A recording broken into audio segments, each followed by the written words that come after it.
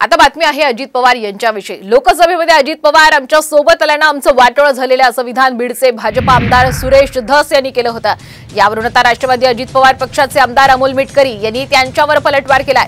बीडमध्ये पंकजा मुंडेंचा पराभव कसा झाला हे धस यांनी सांगावं असं अमोल मिटकरी यांनी त्यांना उद्देशून म्हटलेलं आहे।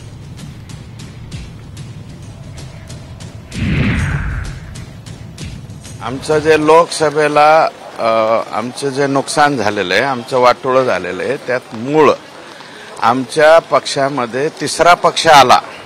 आमच्या दोन पक्षामध्ये तिसरा पक्ष का आला हेच लोकांना सहन झालं नाही आणि त्याच्यामुळे सिंपत्ती जी आहे ती समोर गेली आणि मुळात लोकसभेला नुकसानच तुम्ही आमच्या बरोबर आले म्हणून आमचं झालेलं आहे।